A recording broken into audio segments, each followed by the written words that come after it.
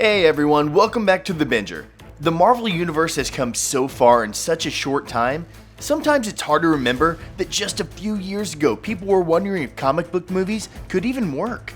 But with the huge success of the Avengers movies and Endgame destroying the record books, all that talk has been put to rest forever. The Marvel movies are so beloved, it can be hard to find anything even slightly wrong with them. But if you're a die-hard fan of the comics, you already know that Marvel likes to take liberties here and there. Sometimes with the characters' superpowers, and sometimes with the origins. But one of the most glaring differences between the comics and the movie characters is their costumes and looks. For whatever reason, occasionally the MCU will completely change the appearance of an iconic character.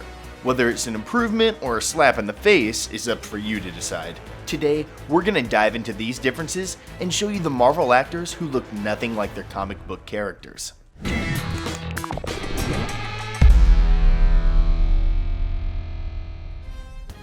Falcon. It's a dangerous job being an associate of Captain America in the MCU, but at least it comes with some perks, right?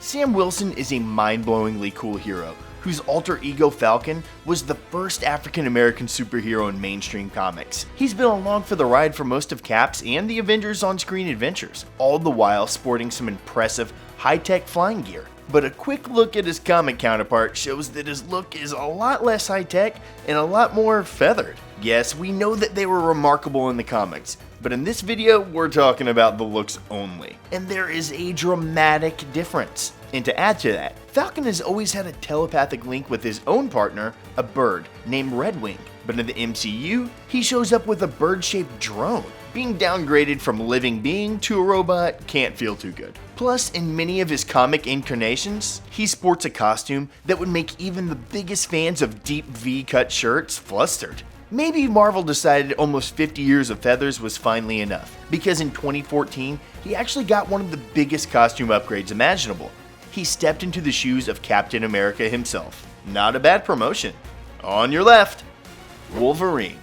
At this point, it's hard not to picture Hugh Jackman when we think of Wolverine. The actor himself has almost morphed into Logan in the minds of the movie-going public. And the reason for this is pretty simple. As most of us know, Jackman has been playing the character since all the way back in the year 2000, when the first Bryan Singer-directed X-Men movie was released. The largely unknown Australian actor had been mainly seen on stage for musicals like Oklahoma, and even played Gaston in a production of Beauty and the Beast. So when he broke out during his performance in X-Men, he became closely tied to the superhero Wolverine. And as much as we loved him in the role, all the way up to Logan when he retired his claws, we can't help but notice how much he doesn't match up with his comic book counterpart. First of all, let's talk about his size. If you take a peek at any X-Men comic cover, you'll notice that Wolverine is usually shorter than every member on the team. That's because it's canon for him to only stand at 5 foot 3 inches. Jackman, on the other hand, he's a full foot taller than the character, with a height of 6'3". That's more like a stature you'd see from Superman than the pint-sized Wolverine. It would definitely be interesting to see an alternate timeline where Hugh Jackman took the role of Supes instead of Logan. And as far as Wolverine's costume goes, there's no comparison. Nowhere to be seen is the yellow jumpsuit or even his signature pointed mask. In the original X-Men movie, they even go so far as to joke about it while geared up in the Blackbird. What would you prefer, yellow spandex? But at the very least, we do have to say that his hair and sideburns were on point. Kudos to 20th Century Fox's hair and makeup department for that one. Scarlet Witch. Let's hop back into the world of the Avengers for a minute and explore the contrasting looks of Wanda Maximoff. In the comics, Scarlet Witch has a clear and defined look that some might even call iconic. The flowing cape, dark red hair, and prominent headdress scream witch and play up on her Eastern European heritage. But when it comes to Elizabeth Olsen's portrayal of her in the MCU, there's a lot to be desired in the costume department. We almost never see her in anything more than a leather jacket and a red shirt. And someone pretty important noticed too, Elizabeth herself. She has actually been quoted as saying that she needed a major costume upgrade before she considers playing Scarlet Witch in any movies in the future. And we've got to agree. But what do you think? Is subdued the way to go? Or do we need to get an upgrade in our next movie? Grandmaster. We understand that you're not going to find an actor with blue skin, but that information never stopped the body paint people from the MCU before. That's why it's so strange that the Grandmaster from Thor Ragnarok looked the way he did. Jeff Goldblum is a natural choice to play a strategic and powerful oddball alien. and we applaud the casting decision. But the comic version of Grandmaster's all-blue skin makes the movie character design look mailed in. They opted for a single blue stripe on Goldblum's chin, with the addition of spiky, almost gray hair, as opposed to white. Maybe they decided that to lean into the comedy aspect of the movie, the Grandmaster should look less menacing. Although there was a large separation in the characters' appearances, the movie didn't suffer for it in the least bit. Ego. Kurt Russell got to transform several times in Guardians of the Galaxy Volume 2. Besides getting the chance to be de-aged early in the film, he also morphed into Baywatch star David Hasselhoff, amongst others. But what we never got to see was his bizarre look from the comics. In that world, Ego exists quite differently from the bearded 60-year-old man that we saw. Instead, he is a massive, purplish sentient planet with a face. Just a bit of a change, right? Obviously, for this movie to work, Ego couldn't have looked that way. But it would have been at the very least interesting for the CGI experts to try and meld Kurt Russell's face with the planet. But hey, maybe Hasselhoff took up too much of the budget. Hawkeye. The MCU must really like leather. The costumes from the comics might not always be practical, but they could at least try with this one. In this case, Jeremy Renner's Hawkeye fell victim to being overly humanized on film.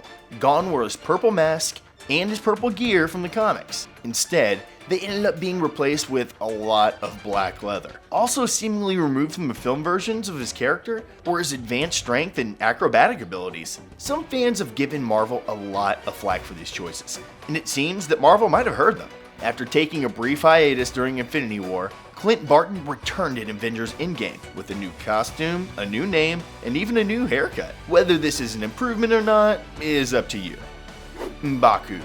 Black Panther had several standout stars, but one that often gets overlooked is Winston Duke, aka Mbaku. His depiction of the character exuded power and honor. He was more than a worthy opponent for Black Panther. The version of his character from the comics, however, is a giant, bloodthirsty foe who wore the hide of an ape's head around his own. Through much of the comics, Mbaku would stop at nothing to destroy T'Challa, which doesn't really make sense in the movie version.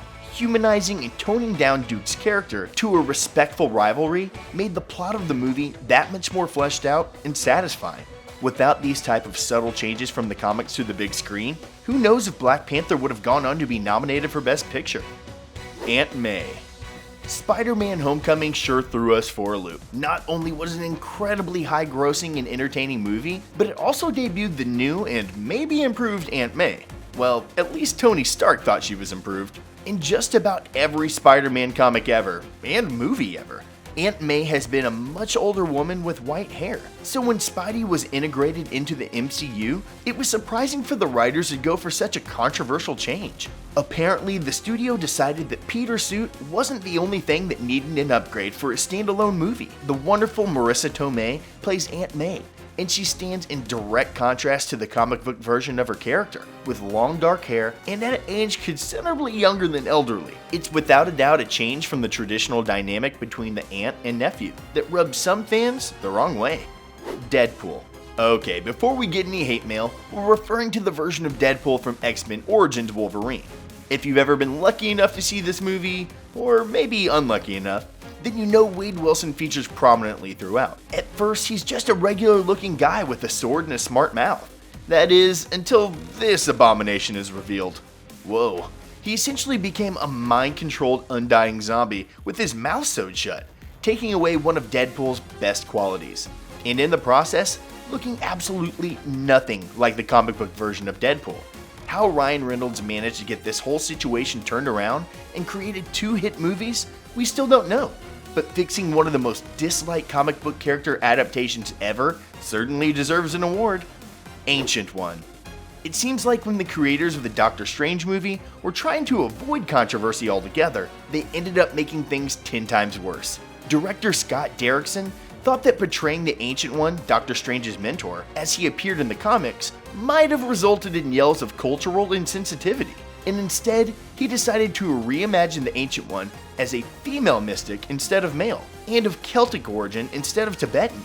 This, of course, led to anger over not casting an Asian actor for the role. Tilda Swinton is an amazing actress, but some fans wanted the original Ancient One from the comics or nothing at all. Doctor Strange, of course, ended up being wildly successful despite the controversy, but at the end of the day, the massive change of the Ancient One character still holds up as one of the most extreme in the MCU ever. Well, that about wraps this video up. Some of those characters were completely changed for the big screen. Did you think the costume department made improvements? Or do you think they should have kept them the way they appeared in the comics? Let us know down in the comment section. And be sure to hit that subscribe button too, so you don't miss out on any new content from The Binger. Until next time, thanks for watching.